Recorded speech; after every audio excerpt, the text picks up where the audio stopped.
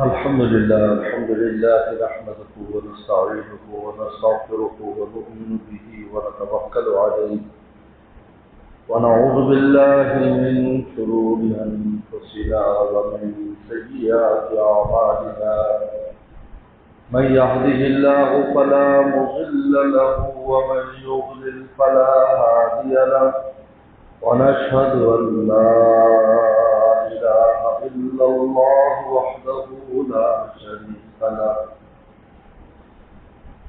ونشهد أن سيدنا وسندنا وحبيبنا وشفيعنا ومولانا محمدا عبده ورسوله صلى الله تعالى عليه وعلى آله وأصحابه وبارك وسلم. أما بعد فأعوذ بالله من الشيطان الرجيم. بسم الله الرحمن الرحيم. وإذ ابتلى إبراهيم ربه بكلمات فأتمهن قال إني جاعلك للناس إماما قال ومن ذريتي قال لا ينال عهد الظالمين.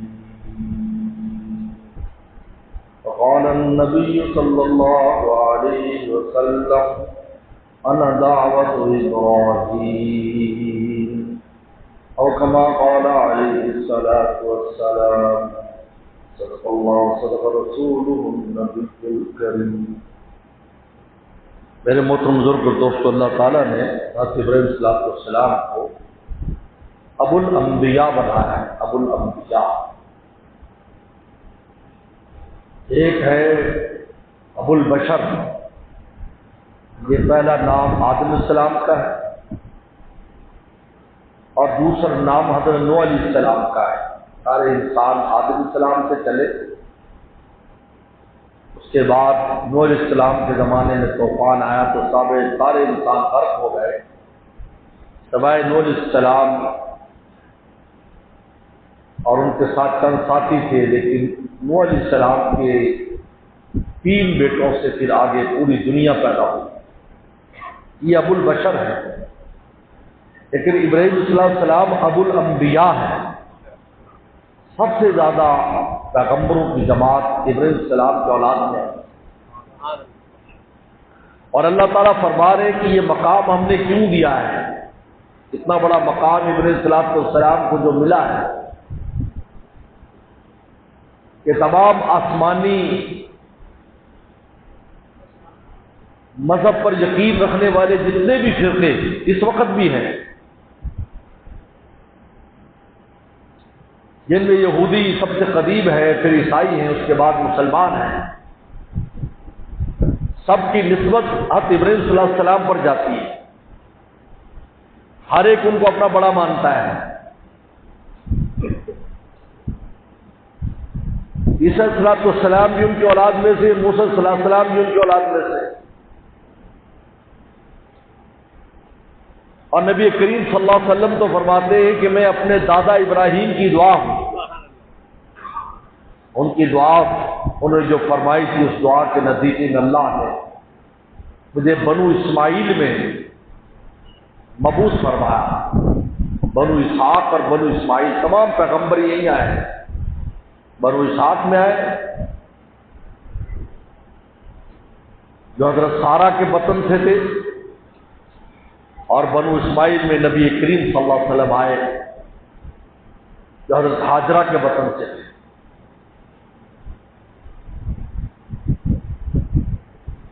ابو الانبیاء ابراہیم السلام کا لقب ہے. اللہ فرماتے کیوں بنایا؟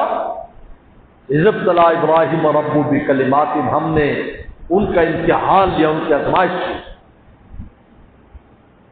یاد رکھیں ایک بڑی عجیب بات ہے کہ اللہ تعالیٰ اپنے علم پر بھی فیصلہ کر سکتے جس میں یہ صلاحیت ہے، لیکن نہیں، پورے عالم پوری کائنات کو دکھانا ہوتا ہے کہ یہ ہمارا بندہ اس بات کا اہل ہے کہ اس کو امام بنا دیا جائے. ورنہ ایک آدمی اپنے علم پر فیصلہ کر دے. کسی کی اچھے ہونے کا فیصلہ اپنے علم پر کر کے جنت دے دیتے، برے کا اپنے علم پر فیصلہ کر کے جہنم بھیج دیتے، نہیں، جنتی جنت میں جانے والوں سے جنتی اعمال کروا رہے ہیں، جہنمی جہنم والے اعمال کر رہے ہیں، تاکہ کل کو اللہ تعالیٰ پر کوئی یہ نہ کہے آپ نے فیصلہ صحیح نہیں کیا، آپ نے اپنے علم پر فیصلہ کیسے کر دیا۔ اللہ نے گواہیاں قائم کر دی، نیکی کرنے پر بھی گواہیاں اور برائی کرنے پر بھی گواہیاں ہیں۔ یہ ہے عدل و انصاف، اس کا نام عدل و انصاف ہے۔ ورنہ اللہ تعالیٰ تو جانتے تھے کہ ہمارا ابراہیم، ہم نے اس کے اندر کیسی وفا اور کیسی قربانی کے جذبے رکھے، لیکن نہیں، آزمایا تاکہ قیامت تک کوئی اعتراض نہ کر سکے کہ ابراہیم السلام کی نسل میں اتنے ہزاروں پیغمبر اور پھر نبی کریم صلی اللہ علیہ وسلم سید الانبیاء ان کی اولاد میں کیوں بھیجے۔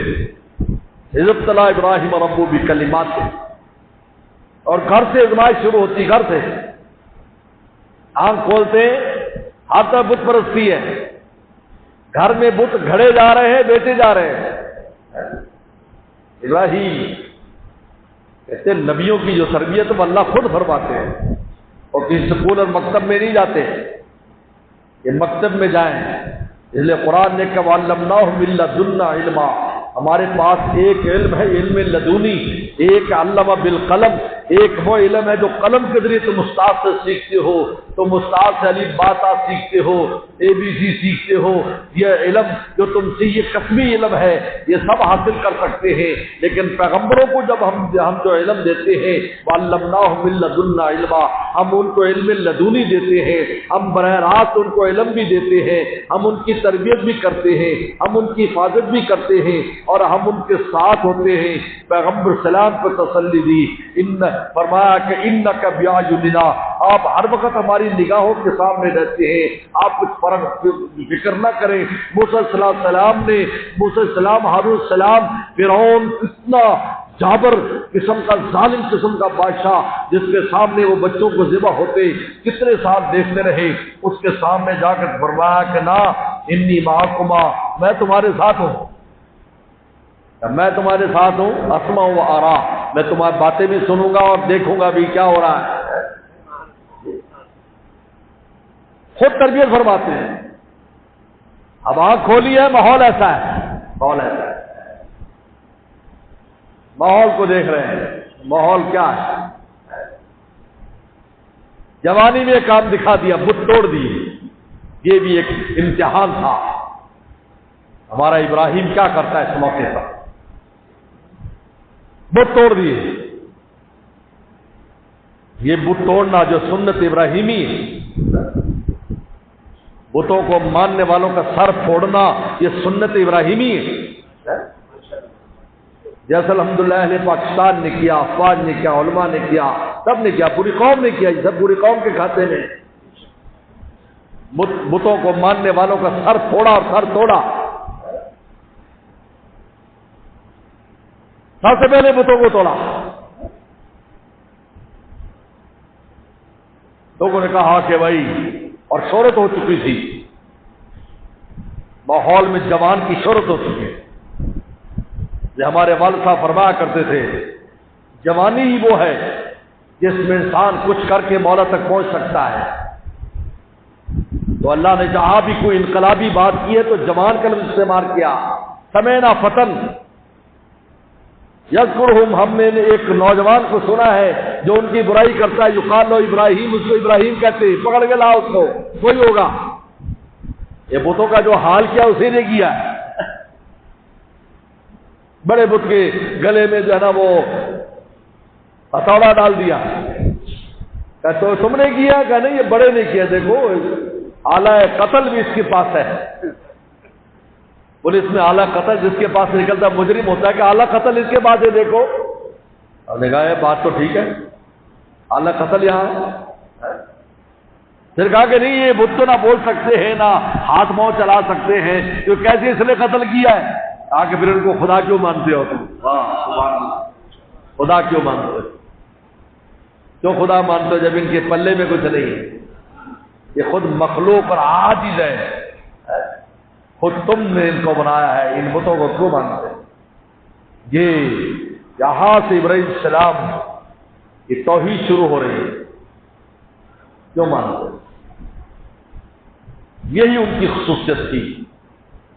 بس ایک رب کے اوپر تکیہ اور اعتماد یہ تھا. یہی مومن کی شان ہے کہ زندگی مولا کے سہارے پر گزارتا ہے. یہ دو چیزیں بالکل ابتدا کی ہیں. وہ توڑنا اور قوم کو اچھا عجیب حکمت کے ساتھ سمجھایا. ستارے نکلے کہاں لوگوں یہ خدا ہے، یہ خدا ہے، دیکھو ستارے نکل آئے. سب نے کہا ٹھیک ہے ہاں، ستاروں کو ماننے والے نے کہا بالکل ٹھیک ہے، یہ خدا ہے. پیچھے چاند نکلا تو ستارے غائب ہو گیا. انہوں نے کہا کہ وہ کہاں گیا، وہ خدا کہاں گیا؟ پھر چاند نکلا ہے، کہا یہ اس سے بڑا یہ ہوگا. چاند کو ماننے والے کہا ہاں یہی. جب وہ غروب ہو گیا اور کہا کہ یہ تو غروب ہو گیا، سورج نکلا، کہا یہ سب سے بڑا یہ ہوگا. انہوں نے کہا ہاں یہ سورج کی بات کرنے والے بھی ہیں. یہ حدیث شریف میں آتا ہے کہ جب سورج طلوع ہو رہا ہو تم کوئی نفلی نماز نہ پڑھو، کیونکہ شیطان اپنے سینگوں کو سورج کے ساتھ لگا لیتا ہے اور سورج کے پوجنے والے اس کو سجدہ کرتے ہیں. فرمایا تاکہ تمہاری مشابہت ان کے ساتھ نہ ہو جائے. مشابہت سے بھی روکا ہے. مشابہت کا بندہ نہ کرے کہ تم کسی مشرک کی مشابہت بھی اختیار نہ کرو. اس وقت ان کی عبادت کا وقت ہے سورج پوجنے والوں کا، جب طلوع اور غروب اور استوا میں ہوتا ہے. اس وقت شیطان جو ہے وہ وہاں چلا جاتا ہے، کیونکہ دراصل تو شیطان کی عبادت ہے. نام آگے سورج کا ہے لیکن پیچھے تو خود شیطان آگے ہو جاتا ہے. جس طرح ایمان والے خانہ کعبہ کی طرف منہ کرتے ہیں، لیکن اللہ فرماتا ہے بین و بین القبلۃ، دراصل خود میری تجلی اور میری ذات اور میری تجلی بیچ میں آ جاتی ہے. تم اس خانہ کعبہ کی طرف سے جہد کرتے ہو، دراصل تم مجھے سجدہ کرتے ہو. میرے سامنے کھانا بین و بین القبلۃ. حدیث شریف آتا ہے قبلے کی طرف تھوکو نہیں، اس طرف تھوکو نہیں، خصوصاً نماز میں.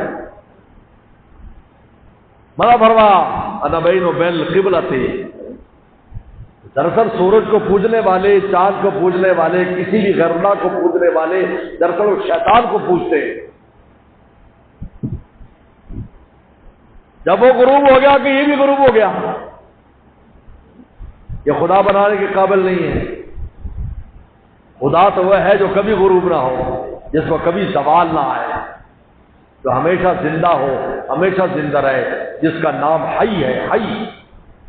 حی وہ ذات ہے جو ہمیشہ سے زندہ ہے، ہمیشہ زندہ رہے گی، اور ہر ایک کی حیات اسی کی وجہ سے. آج دنیا میں جتنی بھی زندگی ہے وہ مولا کی وجہ سے، اللہ کی ذات کی وجہ سے. اور آج پوری کائنات اگر قائم ہے اس کی اسم قیوم کی وجہ سے قائم ہے، اس نے قائم رکھا ہوا ہے. اور ادھر بت توڑ دیے بالکل ابتدا. اب بت تو ٹوٹے، خداؤں کی بےزتی ہوئی، نمرود تک بات پہنچی. عین تاب آج بھی جگہ موجود ہے عراق میں. عین تاب جہاں اس کا دارالسلطنت تھی، نمرود کی. اور نمرود وہ بادشاہ جو پوری دنیا کا بادشاہ تھا اور ہر جگہ پر بت پرستی کراتا تھا. کوئی دنیا کا کونا ایسا نہیں جہاں بت پرستی نہ ہو. اگر شمع روشن ہو رہی ہے تو ابراہیم السلام کی شکل میں، اور ایک انسان، صرف ایک انسان دادا کی پوری دنیا شرک میں ڈوبی ہوئی ہے، ایک مواحد پیدا ہو رہا ہے دادا ایک. اس لیے آدمی ایک ہو کر نہ گھبرایا کہ میں ایک ہوں تو کیا کروں گا، ایسا نہیں ہے. اگر اس کی ذات ساتھ ہو تو وہ ایک سب پر بھاری ہو جاتا ہے. کم من فیۃ قلیلۃ غلبت فیۃ کثیرۃ باذن اللہ. کتنے چھوٹے چھوٹے لشکر بڑے بڑے لشکروں پر غالب آ گیا اللہ کے حکم سے. اصل اللہ کی رضا اور حکم چاہیے. کہا اس کو آگ میں جلاؤ. نمرود کو بھی غصہ آیا، ہمارے خداؤں کو یہ کر دیا. آگ جلائی، منجنیق جلائی.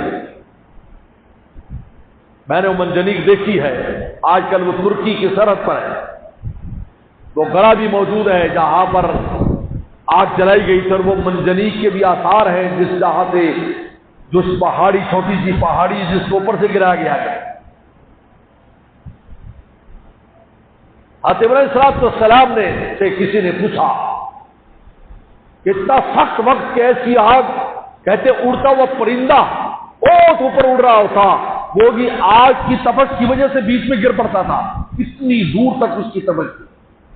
ابراہیم السلام سے تیار، ارد گرد قریب کو جا نہیں سکتا تھا، ابراہیم السلام کو ڈالنے کی تیاری ہو رہی اور خوشی خوشی تیار ہے، قوم سمجھانے والی، اپنے سمجھانے والے، غیر سمجھانے والے، ابراہیم دیکھ جان جائے گی، جان مولا کے لیے جائے گی نا، رب کے لیے جان جائے گی، کتنی سخت آزمائش ہے، آگ میں ڈالا جا رہا ہے۔ ابراہیم صلی اللہ علیہ وسلم سے پوچھا گیا کہ آپ اس وقت جب آپ کو آگ میں ڈالا جا رہا تھا تو یہ امتحان کیسا تھا؟ کہا کہ اس کی تو کوئی پرواہ نہیں تھی، مجھے پتا تھا گرتے ہی میں راکھ بن جاؤں گا، لیکن میرا مولا خوش ہو جائے گا، اس شہادت پر تو مجھے اطمینان تھا، لیکن آزمائش وہ تھی کہ جب منجنیق سے اوپر جا کر میں نیچے آ رہا تھا تو جبریل السلام جلدی سے آ گئے، کہا کہ ابراہیم میں آپ کو پکڑوں کہیں دور لے جاؤں؟ میں نے کہا نہیں، ہٹ جاؤ بیچ میں سے۔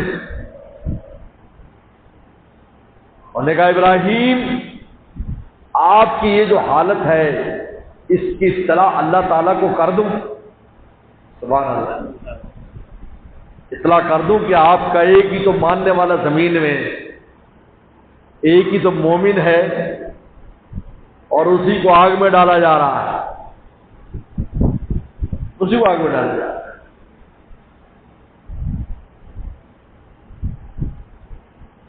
تو سوال کیا ابراہیم صلی اللہ علیہ وسلم نے، یہ بتاؤ اللہ تعالیٰ کو علم ہے یا نہیں؟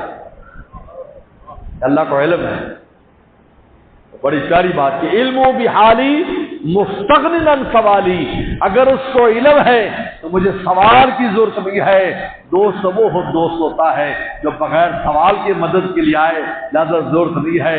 ادھر ابراہیم صلی اللہ علیہ وسلم کی زبان سے یہ بات نکلی ہے کہ علم و بحالی مستغنن عن سوالی، اور ادھر سے آگ کا مالک رب آگ، رب النار وہاں سے حکم دے رہا ہے آگ کو، یا نار کونی بردم و سلام علی ابراہیم، اے آگ ٹھنڈی ہو جا ہمارے ابراہیم پر، اور سلامتی والی ٹھنڈی ہو جا، ہمارے ابراہیم کو سردی نہ لگنے لگ جائے، آگ میں سردی، آگ میں سردی نہ لگنے لگ جائے، یعنی اتنی ٹھنڈی بھی آگ ہو سکتی ہے کہ انسان کو آگ میں جا کر سردی لگے۔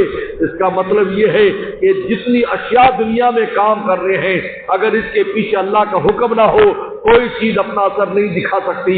جب اللہ کا حکم آ جاتا ہے تو پھر پانی آگ بن جاتا ہے، اور آگ یا نارکری بردم السلام علی ابراہیم، اور آگ ٹھنڈی ہو گئی، دیکھنے میں آگ ہے، اور ابراہیم صلی اللہ علیہ وسلم کے کپڑے جلے، اور جس رسیوں میں آپ بندھے ہوئے تھے وہ رسیاں جل گئی، لیکن آپ کے جسم کو ذرا بھی نقصان نہیں پہنچا۔ بلکہ میں تو ایک بات کہا کرتا ہوں کہ آگ اللہ کی مخلوقات میں معمولی سی چیز ہے، اس سے اللہ براہ راست خطاب کر رہے، یا نار، اے آگ، تو آگ میں کتنی مستی آ گئی ہوگی کہ میرا مولا مجھے پکار رہا ہے، میرا مولا مجھے کہہ رہا ہے یا نار۔ کیا واسطہ نہیں ہے؟ بارش بھی بھیج سکتے تھے، بارش آ جاتی، طوفان آ جاتا، بجھ جاتی آگ، نہیں، اپنی قدرت دکھائی، قدرت کاملہ دکھائی، یاد رکھ، قدرت کاملہ دکھا کر بتایا کہ یہ دیکھو آگ کو ہم نے آگ رکھا اور گلے گلزار بنا دیا۔ اس لیے شاعر ماشاء اللہ میں اقبال فرماتے ہیں، آج بھی ہو جو ابراہیم کا ایبا پیدا، آگ کر سکتی ہے انداز گلستہ پیدا۔ بردم و سلامن، ٹھنڈی ہو جا، سلامن، سلامتی والی، زیادہ ٹھنڈی نہ ہو جانا، کیونکہ کپڑے تو جل گئے تھے، ہمارے ابراہیم کو سردی نہ لگ جائے۔ اس لیے پیغمبر سلام نے فرمایا اول من یحشا یوم القیامت ابراہیم، قیامت کے دن سب سے پہلے جسے اللہ جنت کی خلعت اور جنت کا لباس پہنائیں گے وہ ابراہیم صلی اللہ علیہ وسلم کی ذات ہے، پورے عالم اور پوری کائنات میں، اولین آخرین میں، اس لیے کہ ابراہیم سب سے پہلے ان کو ننگا کیا گیا تھا، وہ ننگے ہوئے تھے اور ان کے کپڑے جل گئے تھے، وہ اللہ کے لیے سب سے پہلے ننگے ہوئے، قیامت کی سب سے پہلے لباس ان کو پہنایا جائے۔ اول من یحشا ابراہیم، سب سے پہلے جو لباس پہنا جائے ابراہیم السلام کو پہنا جائے گا۔ یا آزمائش آ گئی، نمرود گھبرا گیا، انہیں کہا یہ کیا؟ بلکہ بعض روایات میں ان کی بیٹی کا بھی آتا ہے، نمرود کی بیٹی کا، اس کو بھی آگ میں ڈالا گیا کیونکہ وہ بھی ابراہیم صلی اللہ علیہ وسلم کے نظریے پر آ گئی تھی، بچ گئے، گھبرا گیا کہ نکالو اس کو یہاں سے، نکالو، لیکن یہ رہے گا تو میری بےزتی ہوگی، اتنا کچھ اہتمام کے باوجود ہم جلا نہ سکے اس کو، یہ عجیب بات ہے۔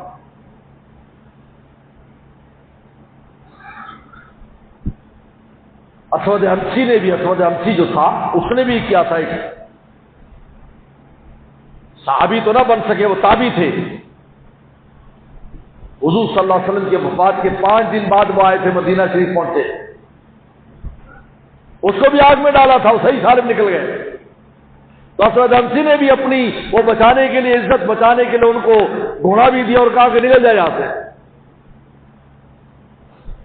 جب وہ مدینہ شریف آئے، وہ تابعی عطور صدیق رضی اللہ تعالیٰ، عمر رضی اللہ ملے، کہا کہ اللہ کا شکر، ہماری تمنا تھی کہ ہم اس شخص کو دیکھ لیں، اللہ نے ابراہیم صلی اللہ علیہ وسلم کا معجزہ جن پر ظاہر کیا ہے۔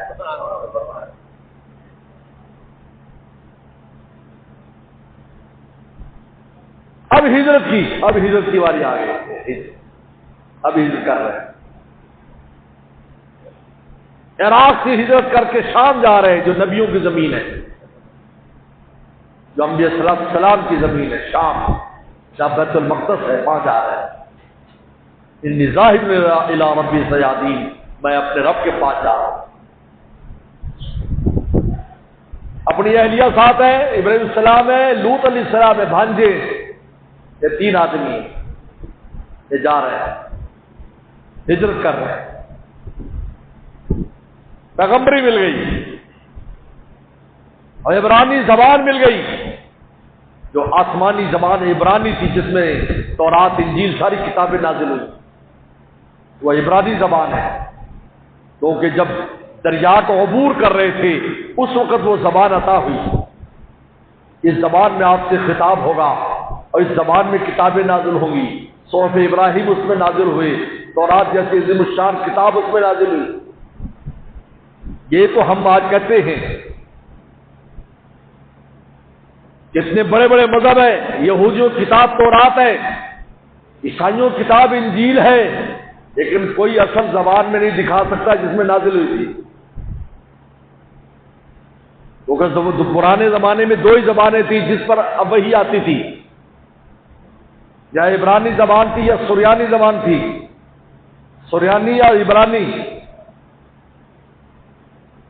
آج کوئی کتاب جیسا زبان میں نہیں، سب ترجمے، اور ادھر قرآن مجید اللہ نے جس کی حفاظت کی ذمہ داری لی اس کے زیر و زبر میں بھی فرق نہیں ہے۔ اب یہ آزمائش آ گئی، اب ہجرت کی، ہجرت کرنا کوئی آسان کام نہیں ہے، ہجرت کا عمل سب سے مشکل عمل ہے، اپنے گھر بار کو چھوڑنا مولا کے لیے، کچھ پتہ نہیں ہوتا آگے کیا ہوگا۔ شام چلے گئے، اب یہاں سے پیغمبروں کا سلسلہ شروع ہو رہا ہے، خود کو پیغمبری بھی، لوط علیہ السلام پیغمبر بنے، اب اللہ تعالی نے اسحاق علیہ السلام، پہلے اسماعیل علیہ السلام پھر اسحاق علیہ السلام عطا فرمائے، حضرت ہاجرہ سے اسماعیل علیہ السلام، حضرت سارہ سے اسحاق علیہ السلام، اب یہ تمام پیغمبر فرمایا انی جاعلک للناس اماما، میں قیامت تک کے لوگوں کو آپ کو امام اور پیشوا بنا دوں۔ یعنی قیامت تک آپ کی نسل میں، کہا ومن ذریتی، کہا میری اولاد میں بھی آپ یہ وعدہ فرما لیں. فرمایا کہ نہیں، لا الہ الا اللہ الظالمین. ذات یہود و نصارہ، یہود نے جب ظلم و ستم کیا، یہودیوں نے اپنے پیغمبروں کو شہید کیا، سود کھایا، تورات میں تحریفات کی، اور عیسائیوں نے بھی اپنے زمانے میں جب اس قسم کے کام کیے، اللہ نے امامت منقطع کر دی ان سے. یہودیوں میں عیسیٰ صلی اللہ علیہ وسلم آئے، ان کو اللہ نے ایک نیا دین دے دیا. پھر ان کے 650 سال سے 550 سال بعد بنو اسماعیل میں پہلے بنو اسحاق کی اولاد آ رہی، اب بنو اسماعیل میں نبی کریم صلی اللہ علیہ وسلم تشریف لا رہے ہیں، جن کی پہلے سے دعا کر دی تھی ابراہیم صلی اللہ علیہ وسلم. اب ان آزمائش میں وہ ہجرت کی، اب ایک آزمائش اللہ نے فرمایا کہ ہاجرہ اس چھوٹے سے بچے کو ہمارے گھر کے پاس چھوڑاؤ. آسان کام نہیں ہے، چھوٹا سا بچہ ہے، کچھ دن کا زیادہ راہ دے دیا، وہاں کچھ بھی نہیں. آج تصور کریں آپ، آج ہمیں اکیلے جاتے، ہم کہتے ہیں یار کوئی ساتھی ہو جائے حج عمرے کے لیے، اکیلے طبیعت گھبرا رہی ہے، جبکہ پوری دنیا آباد ہے، پورے انتظامات ہیں. اس زمانے میں کوئی چیز نہیں ہے. خانہ کعبہ بھی ایک ٹیلے کی شکل میں گر گیا تھا، دیواریں گر گئے، ٹیلا بنا ہوا ہے، وہاں پر چھوڑ دیا، بس ادھر رہو، اور جا رہے ہیں. بخاری شریف میں پوری تفصیل ہے. اور جو ایک عجیب جملہ وہاں پر ہے کہ حضرت ہاجرہ پیچھے دوڑ رہی کہ آپ کہاں جا رہے ہیں، ہمیں چھوڑ کر کہاں جا رہے ہیں؟ آپ نے کوئی جواب نہیں دیا، خاموشی سے جا رہے ہیں. تو زور سے حضرت ہاجرہ بولی، نبی کی بیوی ابراہیم السلام کی اہلیہ،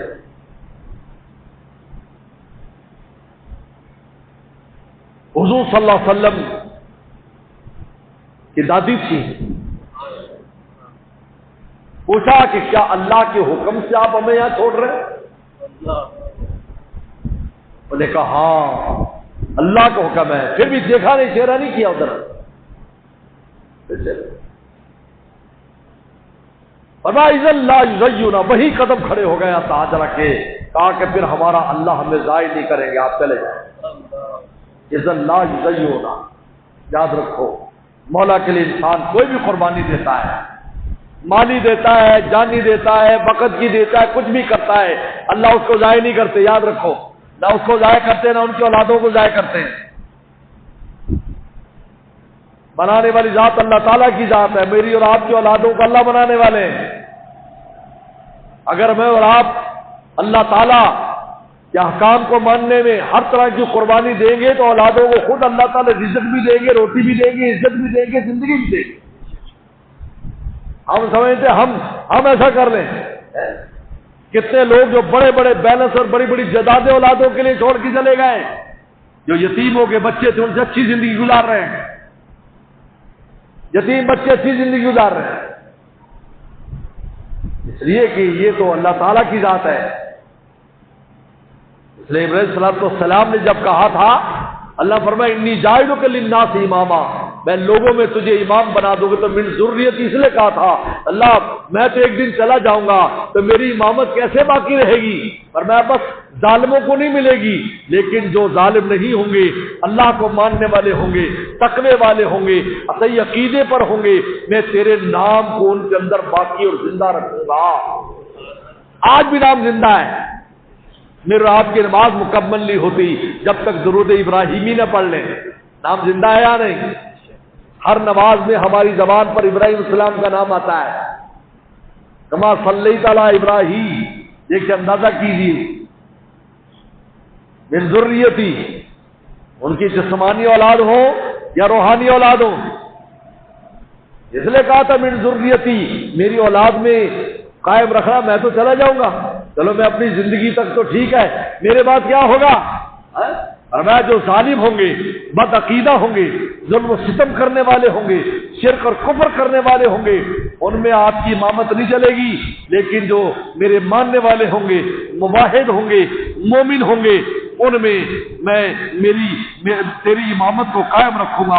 چنانچہ پیغمبر صلی اللہ علیہ وسلم حضرت اسماعیل السلام کے اولاد میں آئے اور ایسی امامت سعادت اور نبوت دی کہ خاتم النبیین بنا کر قیامت تک کے لیے ان کی نبوت کو قائم کر دیا،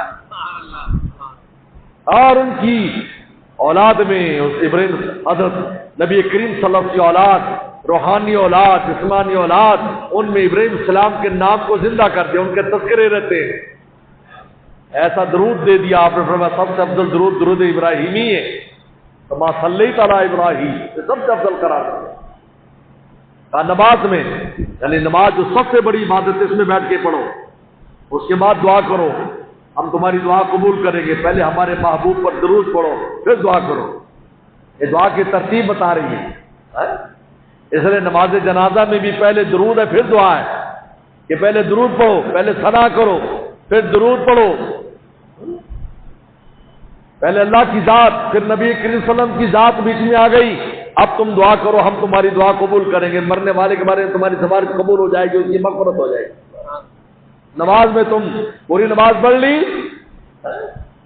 پوری نماز میں شان توحید، کہیں سبحان اللہ، کہیں اللہ اکبر، سبحان رب الاعلی، سبحان رب العظیم، قرآن مجید، ساری چیزیں۔ اور جب دعا کا وقت آتا ہے، دیکھو ہمارے پیغمبر صلی اللہ علیہ وسلم، ہمارے محبوب پر تم درود بھیجو، اپنی نماز کی قبولیت کے لیے بھی اور اپنی دعا کی قبولیت کے لیے بھی، اور وہ درود ابراہیمی پیغمبر صاحب تجوید فرمایا تاکہ ابراہیم السلام کا تذکرہ بھی زندہ رہے۔ انی جاعلک للناس اماما، اللہ نے فرمایا ہم تجھے مذہبی پیشوا بنا دیں۔ پھر اللہ تعالی نے کس شاء پھر آگے جا کر دعا کرتے ہیں، آگے جا کر کیلے کے پیچھے سے دعا کی، سامنے نہیں کی۔ اے اللہ یہ یہاں آپ کو پتا ہے میں کہاں چھوڑ کر جا رہا ہوں، دو کام کر دیجئے، دو کام کر دیجئے۔ ایک کام، پوری دنیا کا کہیں بھی کوئی پھل ہو، کہیں بھی کوئی چیز ہو، اس کو اس مکہ شریف کی زمین پر لے کے لے کے آ۔ اور دوسرا، کچھ لوگ جو تیرے ماننے والے ہوں ان کو یہاں لے کے آنا۔ سارے لوگوں کو نہیں بلایا، پھل تو سارا، ثمرات کل شیء، ہر شے کا ثمرہ، خواہ وہ انسانوں کی بنائی ہو، اللہ تعالیٰ کی زمین سے اگائی ہو، وہ یہاں لانا۔ آج منظر دیکھ لو، دنیا کی کون سی وہ چیز ہے جو دنیا کے کسی خطے میں بنتی ہو اور وہ حرمین شریفین کی زمین پر نہ ملتی ہے؟ کون سا پھل ہے؟ تم سردیوں میں جاتے ہو تب بھی وہاں تمہیں آم ملے گا، گرمیوں میں جاتے ہو تب بھی تمہیں آم ملے گا۔ یہ آم افریقہ سے آ رہا ہے سردیوں میں، یہ آم پاکستان سے آ رہا ہے گرمیوں میں، کوئی پھل ایسا نہیں جو وہاں نہ ملتا ہو۔ ثمرات کل شیء، اللہ اکبر۔ کتنی یہ ابراہیم السلام کا مقام دیکھیے، دعا کی، یہ دعا کی، ہر چیز کا پھل آئے۔ اور دوسری دعا، من الناس افئدۃ من الناس،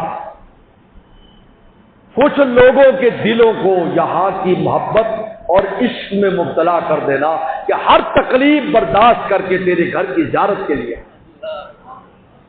کوئی زمانہ ایسا نہیں ہے، خواہ وہ پیدل کا زمانہ تھا، خواہ وہ گھوڑے کا زمانہ تھا، چاہے وہ اونٹ کا زمانہ تھا، بیری جہاز کا زمانہ تھا، کشتی کا زمانہ تھا، یا آج جہاز کا زمانہ ہے، بسوں کا زمانہ ہے، کوئی بھی زمانہ ایسا نہیں رہا جس میں خدا کے عاشق اللہ کے دربار میں نہیں پہنچے، کیونکہ دعا کر دی تھی اللہ کچھ لوگوں کے دلوں کو یہاں کی افئدۃ من الناس تہوی ہوا کہتے ہیں عشق میں، عشق کے ساتھ اور محبت کے ساتھ تیرے دربار میں آئے۔ اے اللہ ایسے لوگوں کا دل کر دینا، چنانچہ جو خدا کے ماننے والے وہ چلے چلے آ رہے ہیں، اور پھل ہر چیز کا یہاں پہنچنا چاہیے۔ ایک واقعہ چھوٹا سا بیان کر کے ختم کرتا ہوں۔ شیخ سعدی نے لکھا ہے کہ میں ایک بار حج کے لیے جا رہا تھا اور پیدل سفر کر رہا تھا، تو میں پیدل جا رہا تھا تو قافلے سواریوں پر جا رہے تو میرے دل میں بات آئی کہ میرے پاس کوئی چھوٹی موٹی سواری ہوتی سہولت ہو جاتی، کیونکہ شیخ سعدی ایران کے رہنے والے ہیں، ایران سے حج کے لیے جانا، شیراز کے رہنے والے تھے، یہاں سے جا رہے ہیں، پیدل جا رہے ہیں، عاشقوں کا بھی عجیب عالم ہے۔ ایک بزرگ، میں نے ایک واقعہ پڑھا کہ ہندوستان ایک آدمی حج کر کے آیا لیکن اس کی مدینہ سے جانے کی ترتیب نہ بن سکی، اور میری جہاز کا کوئی ایسا مسئلہ تھا وہ فوراً ہی واپس اس کو آنا پڑ گیا، تو اپنے شیخ اور مرشد کے پاس پہنچا، اس نے بتایا تو نہیں، ایسے بیٹھا تھا محفل میں، تو شیخ نے کہا کہ دو چیزیں بڑی عجیب اللہ نے ہمیں دی ایمان والوں کو، ایک قرآن مجید جس کا زیر و زبر تک محفوظ اور ہر مسلمان کے پاس ہے، ہر مسجد میں، ہر گھر میں، اور ایک نبی کریم صلی اللہ علیہ وسلم کی ذات اقدس جو مدینہ شریف میں موجود ہے، یہاں پر جب حاضری دیتا ہے تو اس کو وہ اس تصور کے ساتھ دیتا ہے کہ میں رسول اللہ کے سامنے کھڑا ہوں۔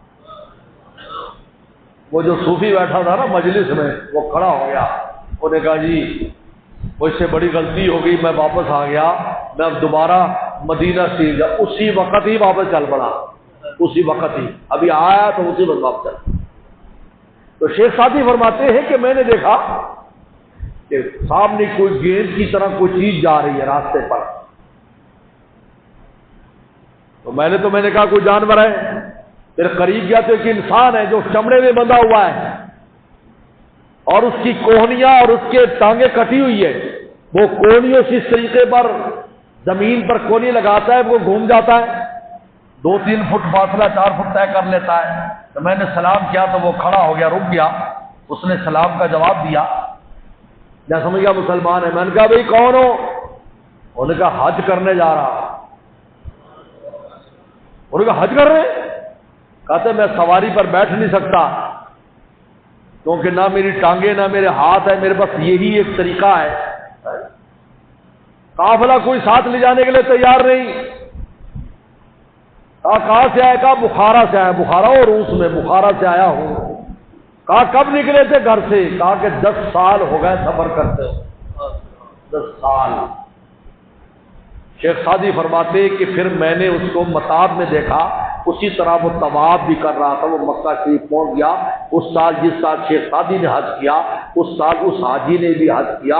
حضرت ابراہیم فرمایا افئدۃ من الناس، اللہ کچھ لوگوں کے دلوں کو یہاں کے عشق میں مبتلا کر دینا کہ ہر تکلیف اٹھا کر اس دربار میں آئے اور اس کو آباد کر دے۔ یہ 2 چیزوں کی دعا کی، کیونکہ بچے چھوڑ کر گئے اور وہی ہوا، پھر کھلتا چلا گیا، اللہ اکبر، ایک قبیلہ آباد ہو گیا، آب زمزم کا کنواں بھی نکلا، سارے معاملات ہو گئے۔ اللہ کو حضرت حاجرہ کا عمل اتنا پسند ہے، سعی صفا مروا کا، قیامت تک کے حاجیوں پر لازم کر دیا۔ حاجیوں، عمرہ کرنے والوں تو نہ تمہارا حج ہوگا نہ تمہارا عمرہ ہوگا، ہماری